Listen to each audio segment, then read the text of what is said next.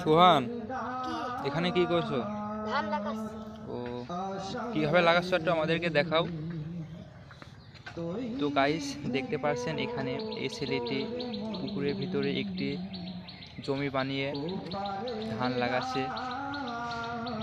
এই ছোটবেলার দৃশ্যগুলো আসলে দেখলে সেই পুরনো স্মৃতিগুলো মনে পড়ে যায়। আবার আমরা এখানে দেখতে পাচ্ছি, এখানে আবার দুটি ছেলে এদিকে লাগাচ্ছে। জিসান, কি?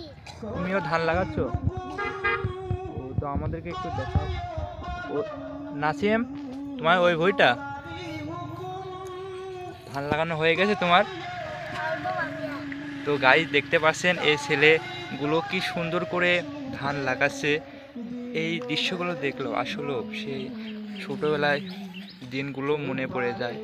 আপনি কি কখনো এরকমভাবে ছোটবেলার স্মৃতির সঙ্গে জড়িত আছেন? থাকলে অবশ্যই আমাদেরকে কমেন্ট করে জানাবেন, এবং ভিডিওটি ভালো লাগলে অবশ্যই শেয়ার করে অন্যজনকে দেখার সুযোগ করে দেবেন।